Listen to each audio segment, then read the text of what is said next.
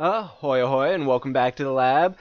So yeah, I'm going to be just taking what we had from the first part of the poker game programming and kind of continue from there.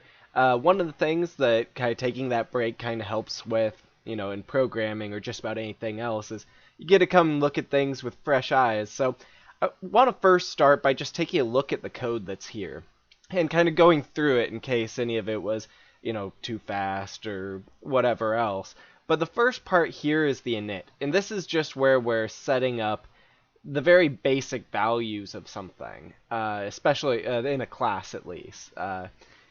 In this card class, for each card, we have several different variables set. We have value, suit, name, and if it's showing. So the repper will actually tell you if you can see the value or not, depending on if it's face up or if it's your personal card. Uh, and here's the repper.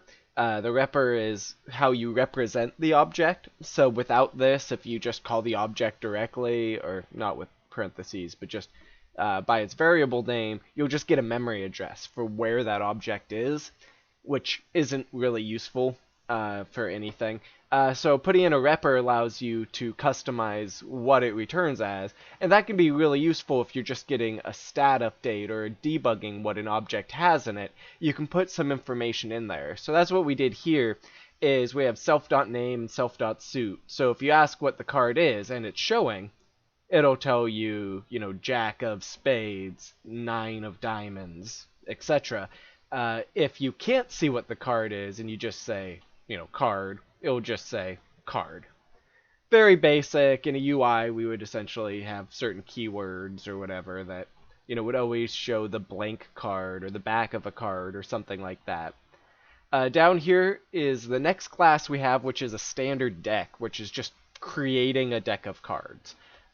Same thing with the init. We're creating some variables. This is one that has a little bit of a difference, so I can show the difference between something that is a class variable. Here, cards is attached to self. That means that the deck is aware of cards between the different functions. But things like suits and values, I don't need those throughout the rest of the code. So those are just, variables in the code. I was going to say throwaway variables, but they're not really that throwaway because we do need them for some organization, some cleanliness in here. But just remember that if you don't add it to self, you're not going to be able to access it. So that's something that's kind of important to keep note of. And then same thing down here, we have a repper. The basic thing I put in here, I want to show formatting. So this will just show, the standard deck of cards and how many you have remaining. So you can know what type of object it is and a little bit about the object just by looking at it. And then from here we have the shuffle, which just shuffles the cards. Not truly random, but we can fix that a bit later. And deal, where we essentially pop the first card and hand it to somebody. One of the things I kind of want to do is show inheritance, even though this isn't necessary right now. I want to create just a standard deck class. And here, same thing, I will give it object. But I can start adding some of these, like deal and shuffle, up into the deck. So when I'm going to my standard deck, instead of object, I can just inherit deck itself. And this can be useful for a lot of different things, but in this case, it just allows us to share this code. Because things like dealing and shuffling are going to be standard in almost all card games. So this way, if it's a standard deck, pinochle deck, whatever else, we can still use those basic functions from it. And this way we don't have to duplicate them in every single class. So that's first thing I wanted to get into. Second one is I just wanted to create a player class here. So player class, gonna inherit from object, which is just the generic Python object. It makes it really easy to interface with without doing a lot of the legwork of creating your own object. So, highly recommend that. There are other ways, but yes, from starting from scratch, object is kind of the most Pythonic way to do that in Python. And that totally sounds like a more made-up word than it is, but yeah, it is actually used out there. Basically, just following kind of the tenets of Python, which I'll totally go over in a separate video at some point just because I love reading it. You can actually, fun Easter egg, import this. Oh wait, did that not actually do it? Up. I might have killed the interpreter. Anyway, that's totally one of the Easter eggs. Try it in your own Python shell. I'm almost tempted to like open up another one just to show you that. But yeah, we'll totally go over kind of the theme and overall like tenets that were guiding the design of Python, which is really cool. Um, so here we have our class player. We need to give it its initialization class, and it already kind of knows that I'm looking for that. Kind of makes sense making a new class, and I kind of need to define what it is. From here, we want to give it some variables, but things like cards, it doesn't have any right now, so we can just give that an empty list. This would be something that we can check later and verify, and that's something that we can also do for kind of poker is a great example for this. Is there will be a lot of different games that need to verify how many cards you have in your hand. So that's something that we can easily kind of set up, program into here. But right now is like we just need them to hold cards. And I think we might be able to start our first poker hand with this. However, we're not going to be able to score it right now. And that's where we have to get a little more creative with some of our code. So let me pull up, see if I can find this quickly. Oop. Yeah, you can see my messy desktop for a second. Where did that go? Here it is. So this is what I looked up, just another quick Google search, but just going over what the ranking of hands are in poker. So the first thing we have is a royal flush, straight flush, four of a kind, full house, flush, straight, three of a kind, two pair, and then pairs. Then you go to high card if no one has anything else. I do want to have two different scoring systems in here, one of them being more like the video poker style, jacks are better, and the other one being more of like an online poker style or table poker style, where you get to have a little more control over some things, but it also means that you have to, calculate all the way down to the high card if nobody has anything, which you don't really have as much of video poker because you wouldn't win, but somebody has to win at a table game. So it's kind of the difference between playing a full table versus playing against a dealer. That's the same type of thing that I kind of want to set up in here. So, first things first, we need to have a couple different ways to score these cards. So, let's see what would be a best way to do this.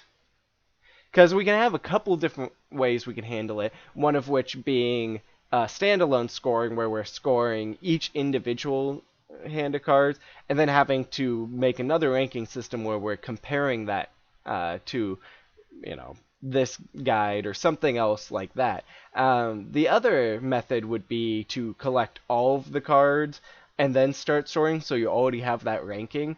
I kind of want to do it so it's an individual hand of cards. That way we can, kind of expand that and use that in a loop if necessary. Essentially just makes it a little more modular. From a lot of my coding, I always am an evangelist for additive and modular design. This is a small example of that, but we'll see kind of the importance of it a little later. So we have our card, we have our deck. So I think, the next class we need is to score things in a hand. And that's where I think we can add some checks up here in the player hand.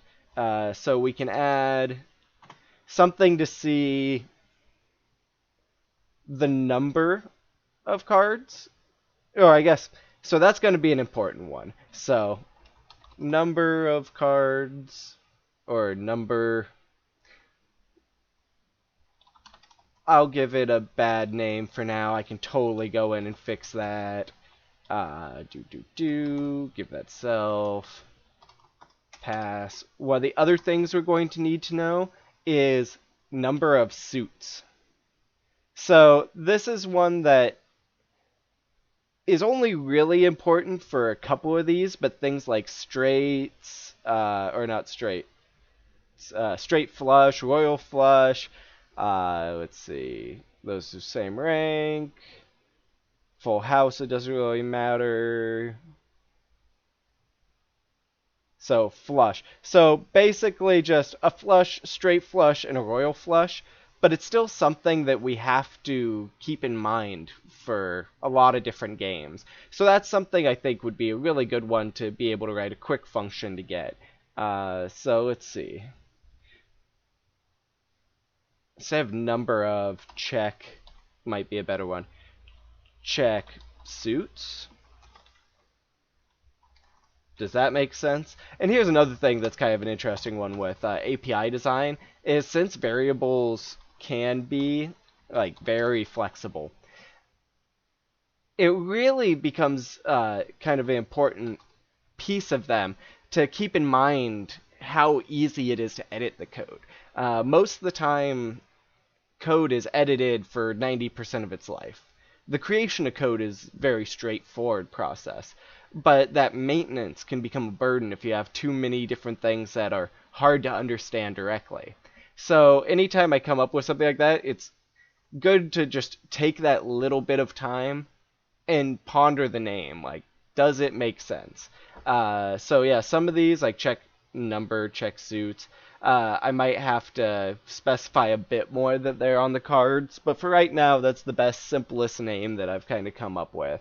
And the first one for this is going to be pretty easy. So first thing we're going to need to do is get self.cards. And I'm trying to even think if there'd be an easier way to do this, because there's a fun trick in Python. So first, I'll put this into a list comprehension.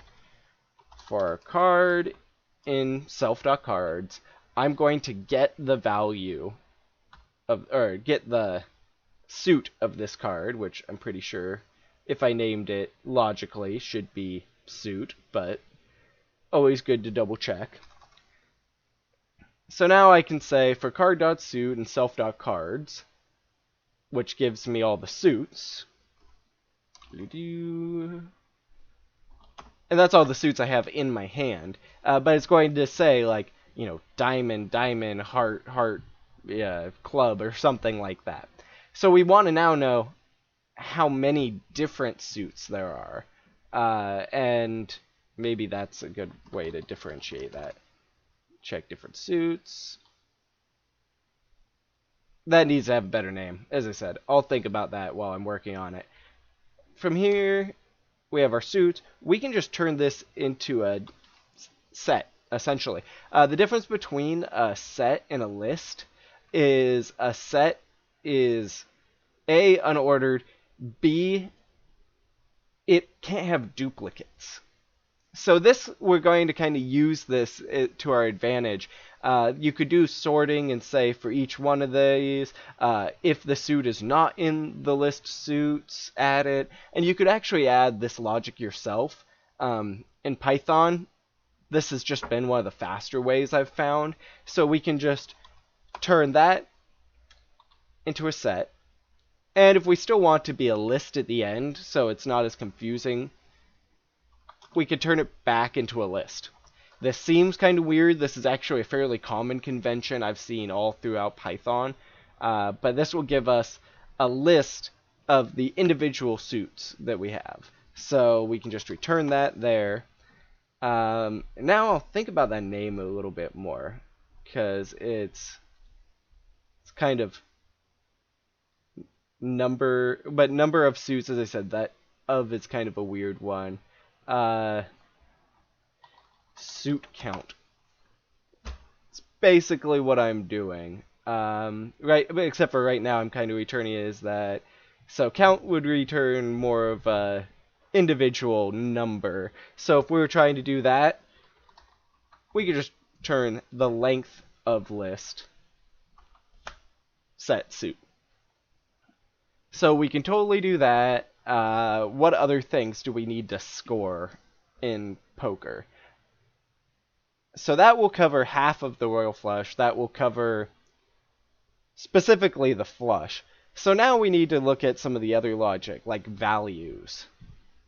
And that's where we're going to get a little more creative. And this is where I'm trying to think of, how much of this belongs in the player's,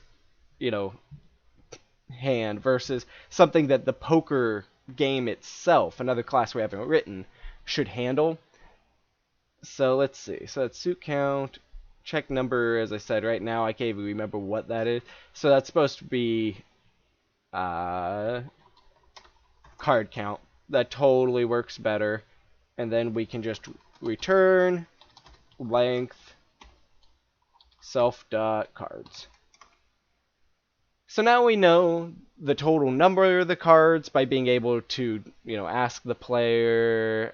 We can ask their suit count, which some of these things, as I said, we might move out to another scoring system. Actually, let's just do that here. So class,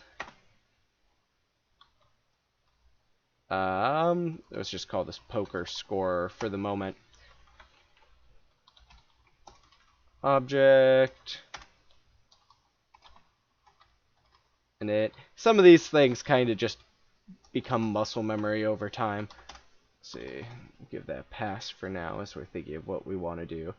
First thing we're probably going to want to do here, so we'll have it take a set of cards, pretty straightforward. And in here, we need to run some tests. So we can do the number of cards, so making sure the poker hand came out correct for the type of thing. We'll be able to write some of that logic into the poker player themselves, be able to give them a card limit. So, but then we have to write a function for adding the card. We'll get to that in a bit. So for here, we have our init, number of cards. Trying to think if there anything else we need to test, but this should be good. And let's see. How many classes would that be? Debating if I want to run a class for each one of these scoring systems or not. But first thing we can do is len cards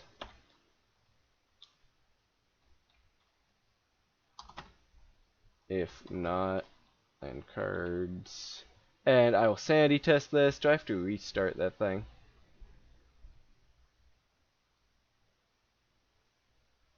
Come back online.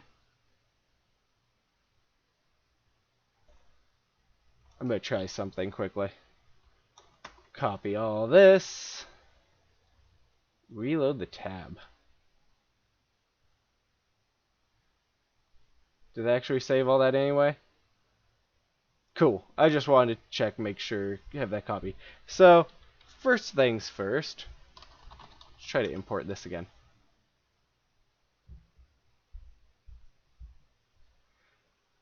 Oh, interesting. I had to do a pip install for it is the reason. So yeah, here is the Zen of Python. So kind of the general guiding philosophies for developing your own code. Beautiful is better than ugly. Explicit is better than implicit. Simple is better than complex. Complex is better than complicated. Flat is better than nested. Sparse is better than dense. Readability counts. Special cases aren't special enough to break the rules, although practicality beats purity. Errors should never pass silently, unless explicitly silenced.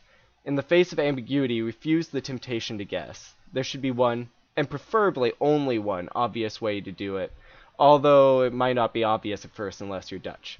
Now is better than never, although never is often better than right now. If the implementation is hard to explain, it's a bad idea. If the implementation is easy to explain, it may be a good idea. And namespaces are a honking great idea. Let's do more of those. And kind of going through some of these, a lot of that is, most of this is talking about essentially how clean your code is, how easy it is to read. And then there are some other things about kind of interfaces that should hopefully be obvious how to use your interface. So as I said, that's one that I've always really liked there. The next thing I just wanted to test here. Let's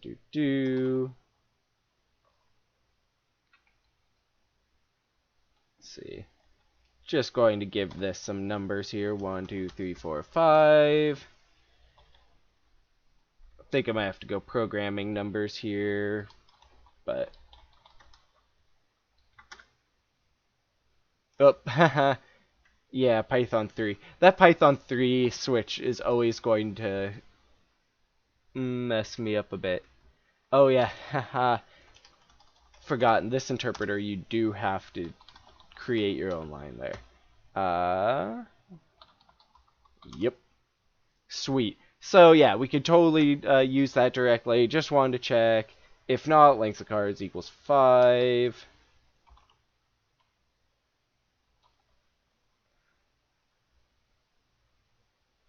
Just return error, wrong number of cards. That'll be good for right now. So we have that kind of out of the way. We know they have the right number of cards. Later we can actually add some verification right there, so we can make sure that their cards are A, the correct cards, and B, the correct values. We can add some encryption key in there to make sure that we know that that's the correct card. But for right now, we're just trying to get this up and running. So we have our suit counts. Now that it's here, it might not make sense for it to be a count, but let's just do that as suits for suit and da da da da. That's, oh nope, I totally need to add that to self, so let's come up here.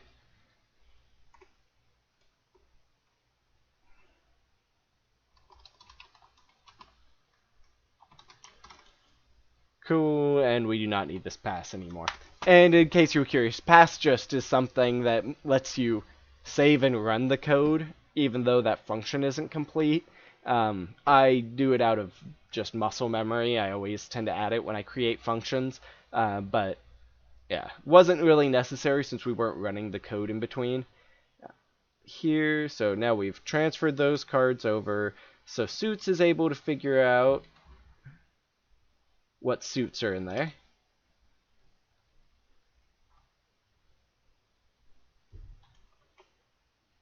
And let's see if we can figure out straight. So, one of the other ones that's going to be a hard one is figuring out if they're straight or not. So here, essentially we need to find a number and then make sure all of the next consecutive numbers are there. So for here, we can do, even though it wouldn't make sense for some of these. Let's see. Yeah, we can totally do it this way. So let's see how we saved here. So yeah, king, ace, all of those are valued right there. So that's pretty straightforward. So here we need to essentially get the values of the cards, put them in order, and see if there is a complete set. So in here, we have a couple different options of ways we can do this.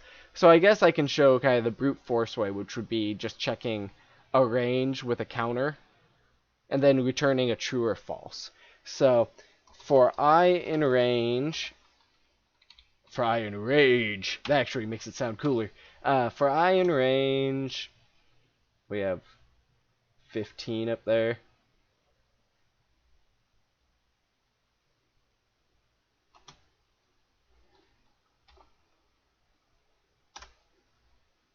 Let's see, now we're going to go from the bottom.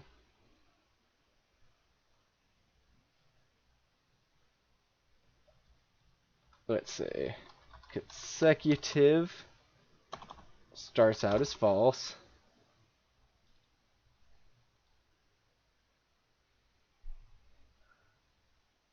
Actually, what is the easiest way to do this? First, let's get the values. Same way we were doing it before, I'm going to just use a list comprehension, so I'm not having to worry about the rest of the class at the moment. So self.cards for card in, I guess that would be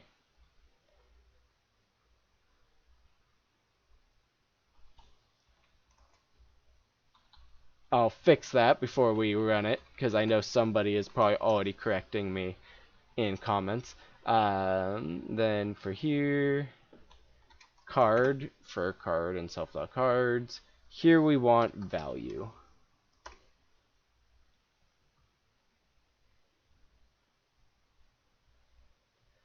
And this is where it's going to be a little interesting because I'm still thinking about how I want to deal with that ace.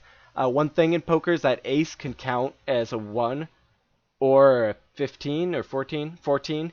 So it's just something that we have to kind of keep in mind as we're developing this.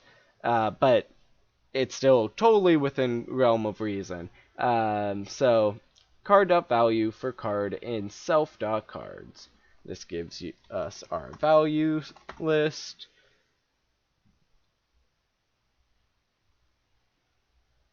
As I said, still want to see if I could find the easiest way to kind of write this in a concise little function, even though it's, yeah, more academic to try to break that up.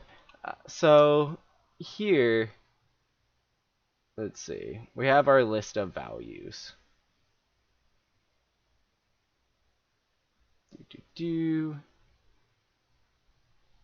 there any fun math I could break that with? Okay, so for I arrange this, we're going to do if I in values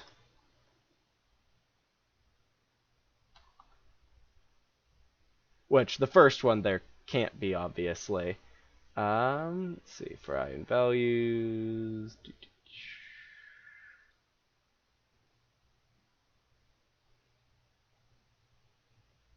I guess if I in values is the important part there. So I'm running one loop where I'm basically counting from 0 to 15.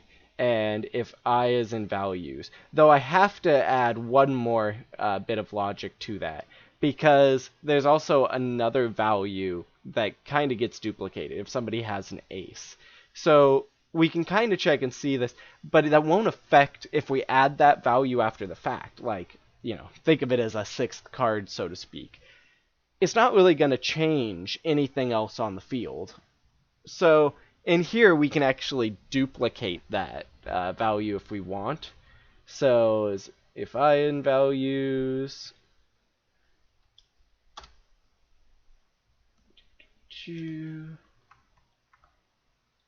then we just need to see consecutive. So, here might be a fun thing I can do. So here, I'll throw myself up there quickly. Let's try a Stack Overflow on this thing. Because this might be a great way to just kind of demo that for people as well. One of the things I want to look at, let's just stick with Python for this case, consecutive numbers in list. Because I know that there's an easier way to do this.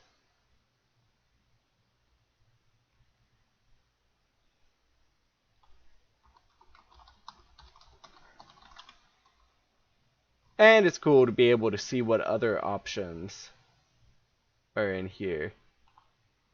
That's consecutive letters.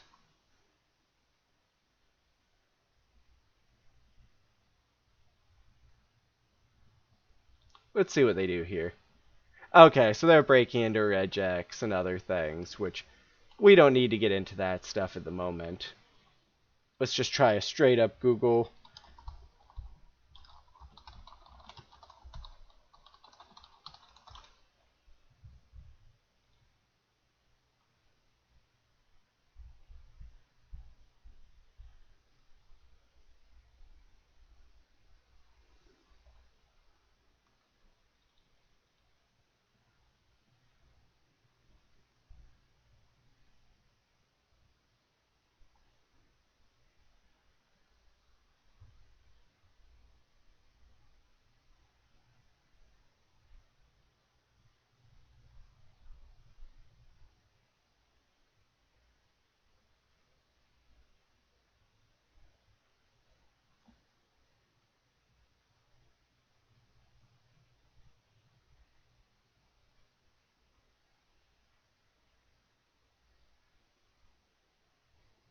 So, let's see. Max. Oh.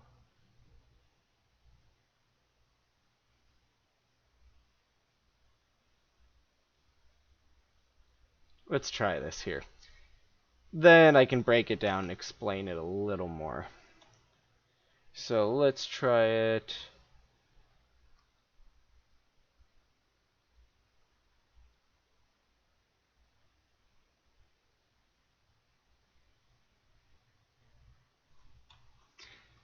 That checks for non-repeating and other things. Let's see.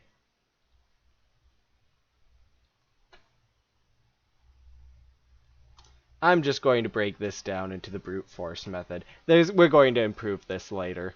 So for our values, fry and range, if I in values, we don't need to do that part. Let's just do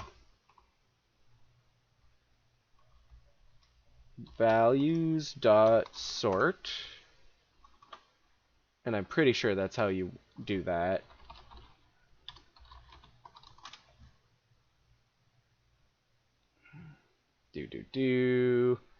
List sort, bam. Okay, that's pretty straightforward. So now our value list is sorted. We're not needing to go through that. We just need to look for patterns in values. So here, it's pretty straightforward if you want to brute force it, because you can easily do, 2, 3, 4, 5, 6. Yeah, that's a straight, right? Yeah, 3, 4, 5. Okay, just had to do that in my head. Here, 3, 4, 5, 6, 7, so on and so forth. And you can literally just check to see if it has any of that. But one of the things that we can do to eliminate a bunch of these is the same thing we did up here. If we do our values and we turn that into a set, and we check its length,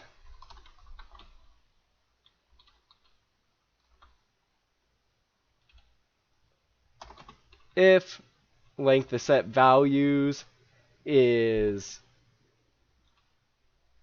well, I guess you have to put not up here.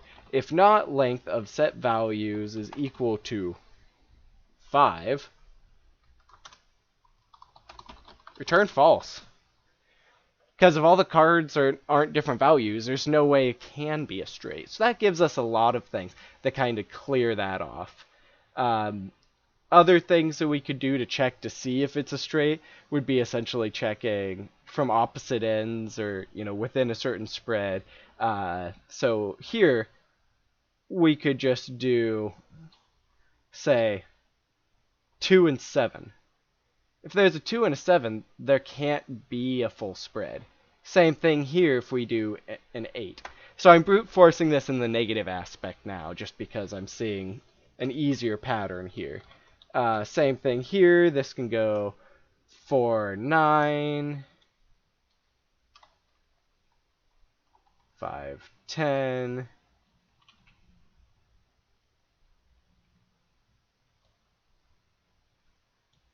And let's see in here.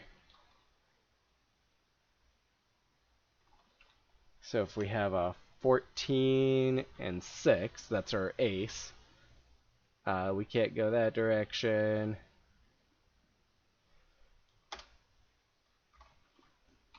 10, 6, and 11. 7 and 12. Need to add my brackets.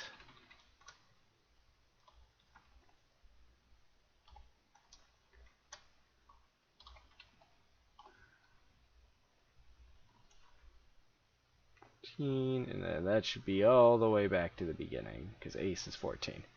Okay, so we can check these, because if we're counting them, and there's, 9, 10, 11, 12, 13.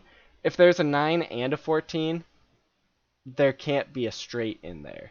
So this makes it really easy for this, list of lists. I'm just going to, combine these into one line for right now, because it doesn't really need to be taking up that much space.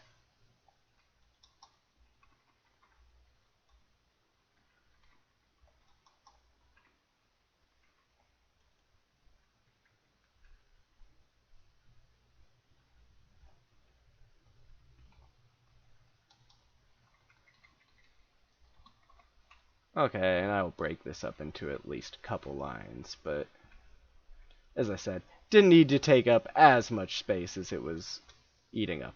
So from here, this is just a list of things. As I said, we can also check and say, like, hey, if they have these, they're also not good. So it makes it really easy to do something like for test in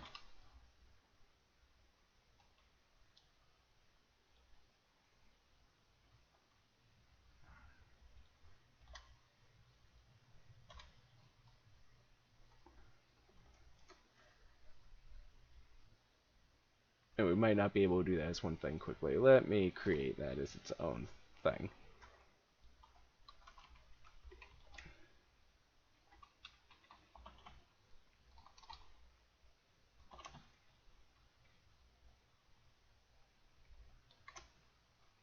Cool, I think that still has all its commas thing. For test and test, we can say if test 0 in values, okay, make sure I have the right names here, and test 1 in values, return false. So that's another quick way we could easily weed out a bunch of them. You know, this kind of another negative brute force approach, but you can kind of see, you know, test and test, if it has any of these pairs of values, it can't pass. Essentially, you would need too many cards to make a straight. But I know that there's a better way to get to this one. Let's think in here. I'm going to go back to my range idea now that things are sorted. Well, actually, it doesn't even really need a sort. So let's just do something here above this. And as I said, some of this is a bit of brainstorming here. Values. We know we're going to need that variable. And the big thing I kind of want to check here, actually, range. Let's give it its 15.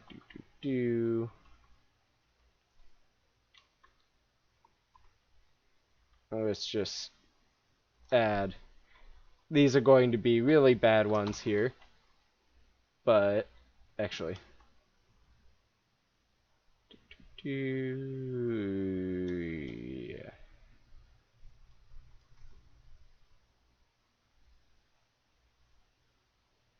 Nope, nope. Totally have a better way to do this here. I know. Totally should have pre-planned things a little more before streaming, but that's the cool part about editing when I put together, you know, final videos.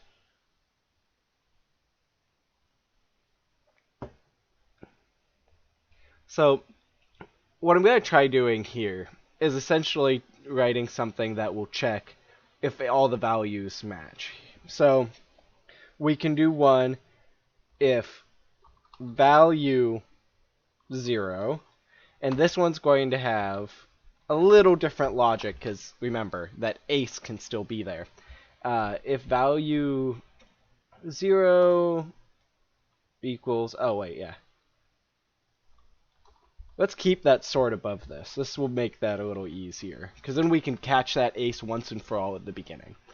If value 0 equal, or haha, ace would be at the end. Good to note. If value 5 equals 14, then we have to do some extra logic. So let's add that pass there for now. Else, this is going to be where everything else is. So now we still need to figure out kind of what that logic would look like. And if we do value 0, and I'm just going to copy out all of these right now so it makes it easier for me.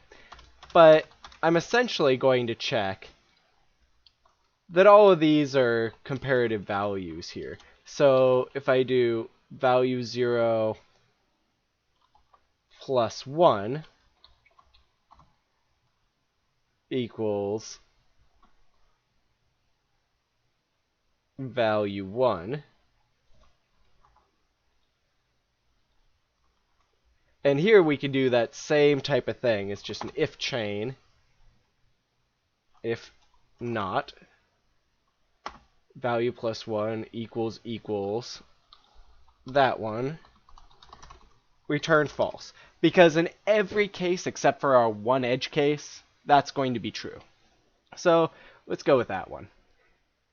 Because this is actually sounding much better, and I don't know why I wasn't thinking of it originally. And the funny part is I've rewritten this thing like 4 times, and each time I've ended up with different solutions. I've actually kind of liked that. So same thing here. We're going to check, if value 1 equals that, return false. And we're basically going to copy and paste this one because I have no clue why I copy and pasted before adding the rest. Oops. So that'll be 2, 3, 4, 1 too many. That's right. 3, 4. And I don't really need to check that last one anyway, because I'm checking it bottom up. So with something like this here, I'm essentially checking, is card 1 just 1 less than card 2? Is card 2 1 less than card 3? Is card 3 1 less than card 4? And is card 4 1 less than card 5? So this will work in almost every case for figuring out if there's a straight.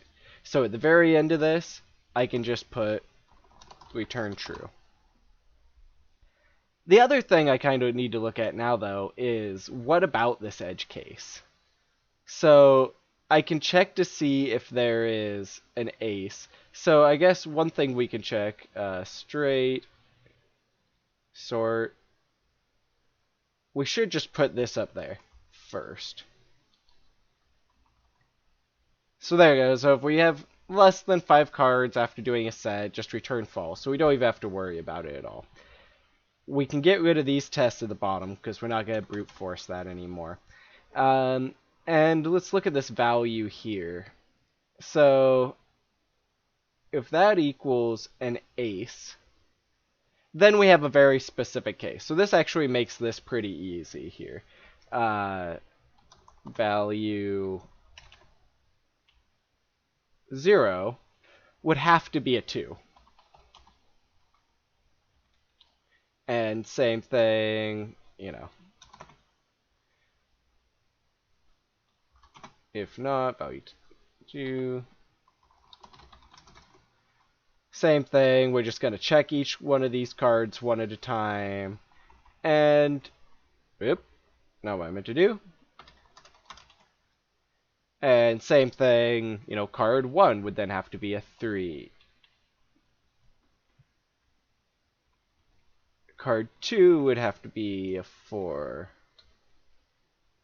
And card 5, yeah, let's think about this quickly. So if you have all 5 cards, that would be ace, 2, 3, 4, 5. Yeah, totally makes sense. Why do I have that? That's why I'm getting messed up. Because there would only be 0, 1, 2, 3, 4.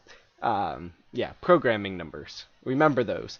I've been using a couple programming languages that haven't been using them, and man, is it confusing going back and forth. If I write a book, there's definitely going to be a chapter 0, just because that's how a number line works.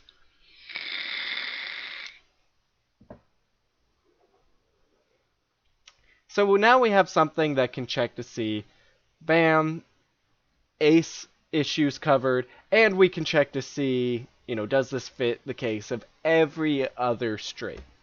So that's going to return true. So we can see straights now, and we can see how many suits there are. Let's look back at our scoring guide quickly now that I'm back on track here.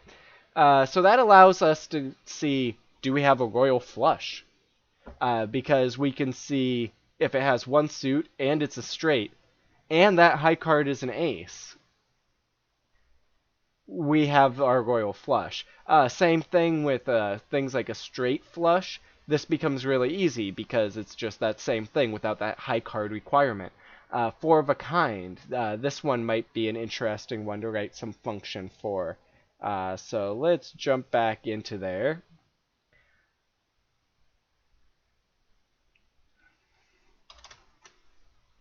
Let's try def. So we're going to need to see pairs and three of a kind. So let's see. Pairs is going to be one. Pass. And threes. I'm just going to call it threes. For right now, that'll be fine. It'd be three of a kind, but yeah, we get the idea. And pass. So the big thing we need to do in these, same thing, they need self. They rely on the self. And we need to see, same thing in here, if there are any duplicates. And this is where I'm going to, jump back to the guide, see, if there are ways of finding duplicates, because there are good ways of culling duplicates.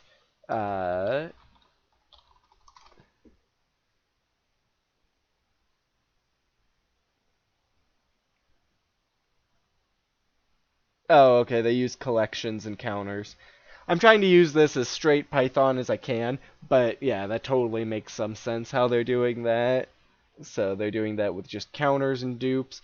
So here, this will be pretty straightforward. We can figure this out. For any pairs, same thing. We're just going to say return true or false. Actually, with pairs, we might have two pairs. So that one might be an interesting one. It will have essentially 0, 1, or 2 as its return value. So let's see. Yeah, that's probably the easiest one. So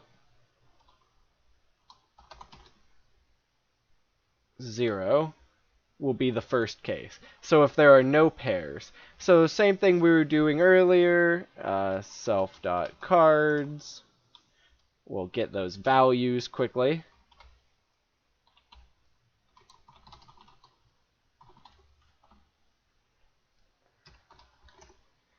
So this will give us our list of values. And if we turn that into a set,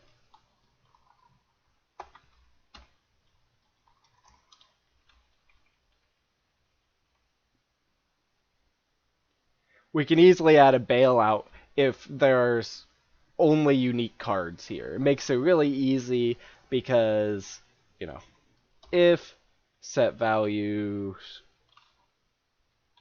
len equals 5, we return 0. Because there's no duplicates in there. But the one trick is now we need to figure out what that duplicate was. And not only that, we need to be able to return. So let's see here. This might actually be an important detail I need to actually add to all of these here. So we're getting our suits. So we need to be able to check that. But if we do get a straight here, we need to return a little more than just true. We need to return a value. We need to return the value of the suit, if there is a matching suit, I think. Let's see. Oh, no, I guess, yeah. For straight, we need the highest value. That kind of makes some sense. So, for the highest value in here, which is why that one totally makes sense now, why that's more of an edge case. Let's see. Let's here, return false. So I'll have to add another if here. If value for our fifth card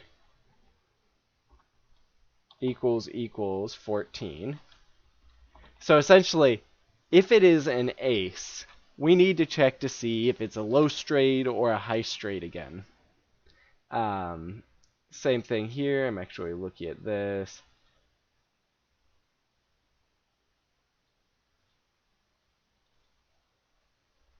Okay, so there is another break in our logic here.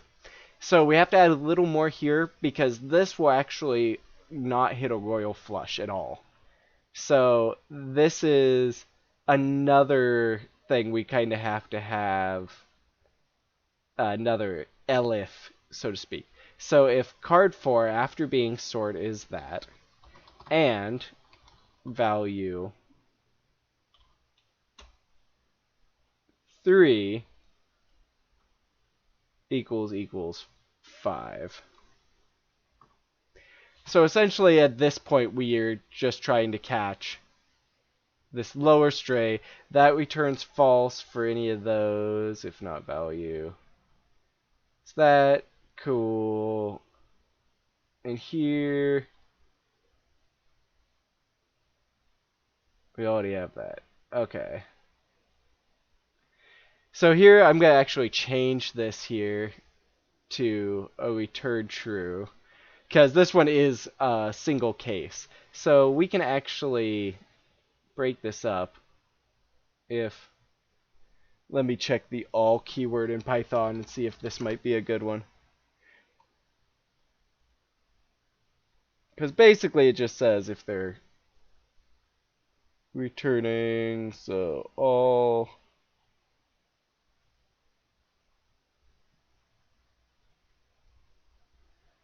Okay, so that one isn't as useful in our direct case, but essentially here we need this edge case just pre-programmed out. So if that's for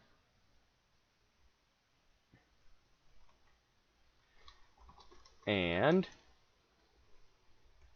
that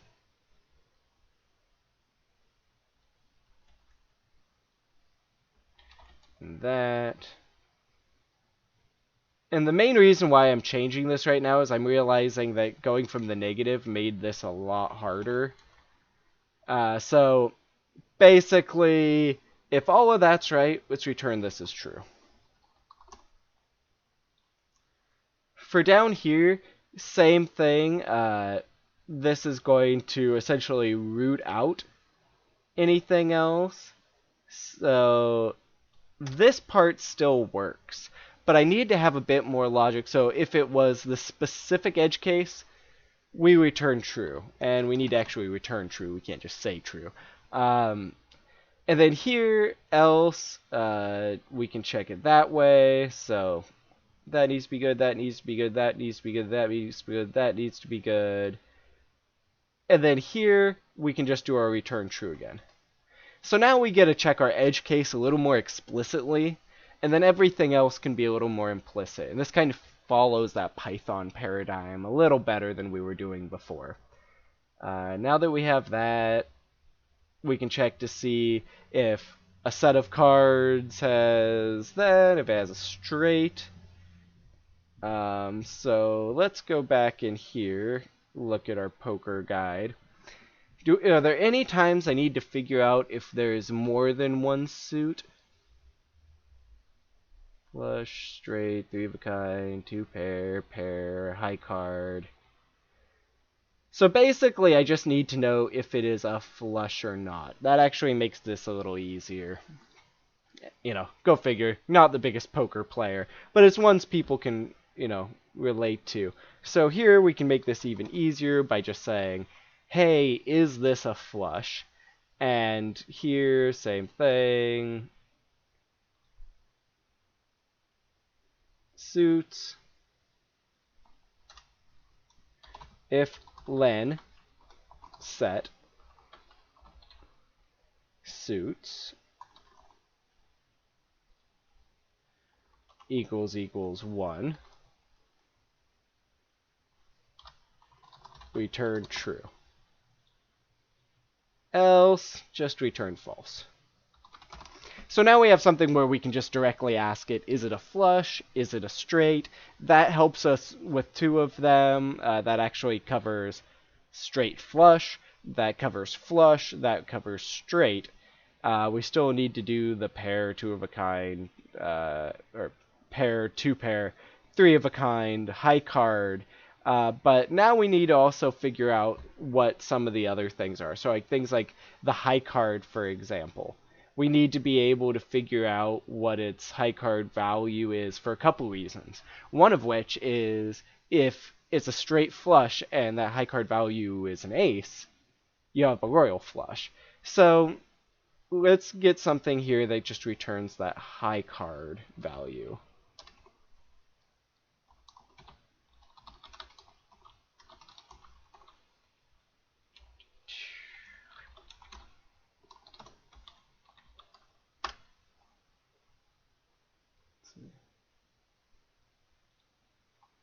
Value. Same thing, just going to rip that off, get my values again.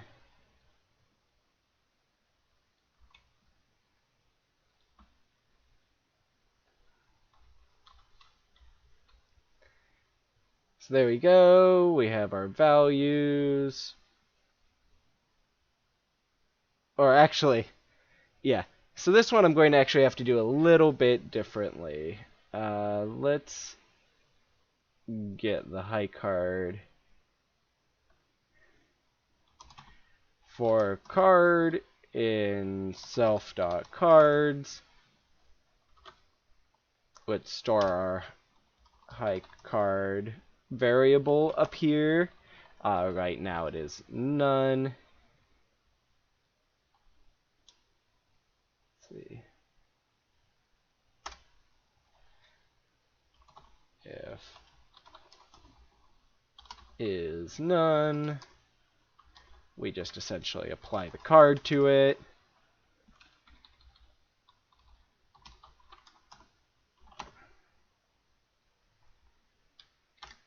Else, we need to do a bit of logic. I guess we can do this a little fancier. Else if, we can do a quick check if high card dot value is less than, what's the other one here?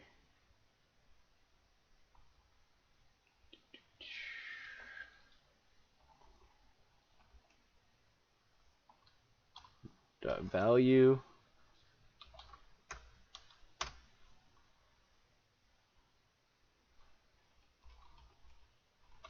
high card equals card. So after all this, it essentially runs through, says, okay, we grab the highest value card. There is one thing I do need to figure out is I know there's also a suit ranking. So if people have the same hand and that same high card, it goes by suit. I'm going to have to look that part up, but we are getting close to the hour. So for here, we have that, and then it can just return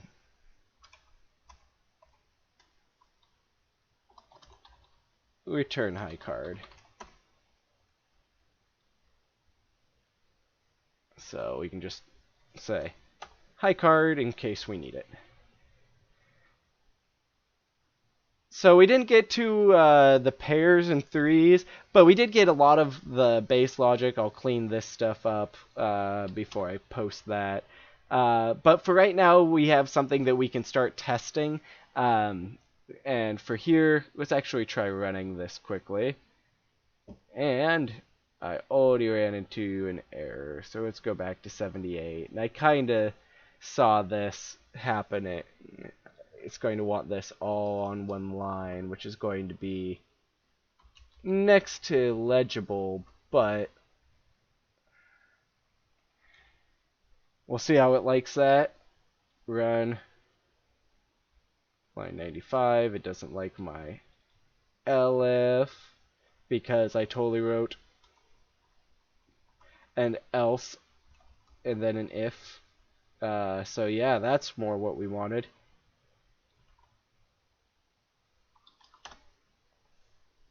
Now we can run that. As I said, these are good sandy checks to run here. So let's create deck of cards. Oop.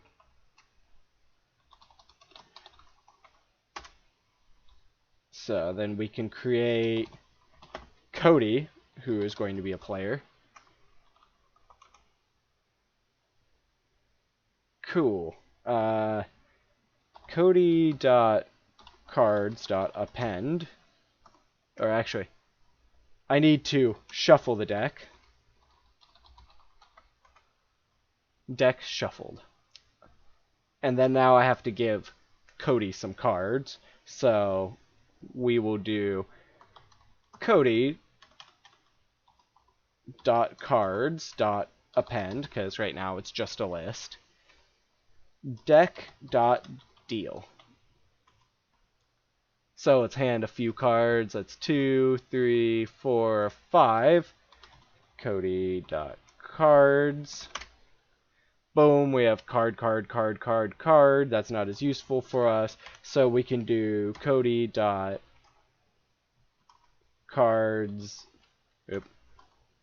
0.showing equals true. Let's see if this will work inside that. Because now let's do Cody.cards. Yeah.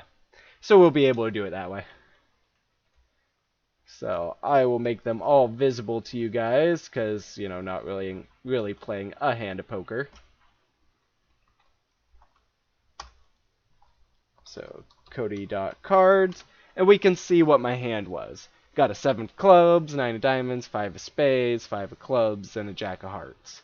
In short, I don't think I have much. I have a pair. A very weak pair at that. But at this point, I'd be able to discard a couple more. Let's actually just do a test of this here. So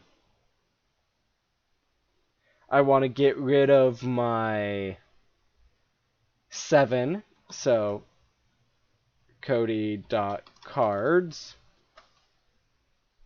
Oh, Cody.cards 0 equals deck.deal.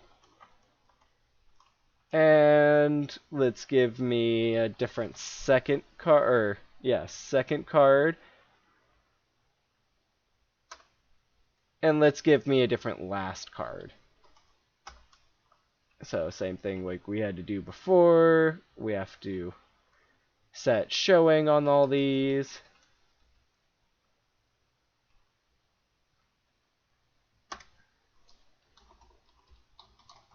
Now we should have some different cards. So with both my draws, I ended up with 2 pair.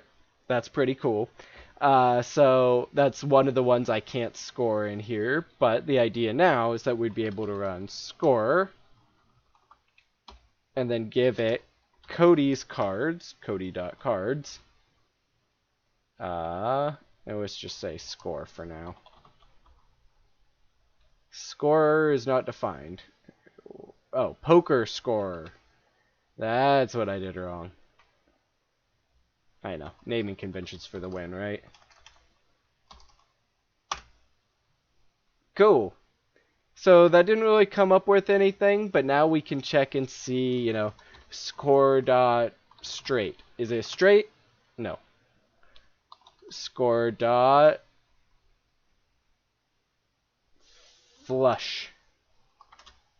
No. So you can kind of see we have some of that scoring and logic in there. It's not quite looking like a poker game, because if you were playing it like this, I'm sure everyone would be running for the hills. But you can kind of see where it's starting to take form, because now we have it to a point where we can deal out cards to players, have multiple players, and be able to exchange those cards. So the next step, once we actually build this into a poker player, a lot of these things will start being a lot more functional. Trying to think if there's anything else in here. Oh yeah, we can also test my Cody.cards.highcard. See what I have. Or no, Cody.highcard. Sorry. What is my high card?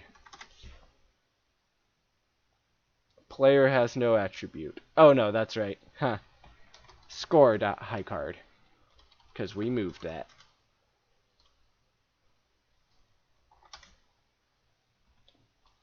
Oh, high score. Psh.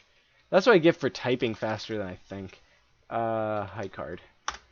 Boom, 9 of spades. So, my hand wasn't that useful, but I got a 2-pair, and I hope you got something out of this. As I said, totally going to be going back, kind of cleaning up videos, things like that later on. But for this rough part of the process, I really did want to show people kind of the behind the scenes as I'm developing this stuff, and also give them a chance to play around with the code. So similar to last time, I'm going to be posting the code both on the Facebook link and try to get it into the YouTube comments section. As always, thank you for chiming in, and peace.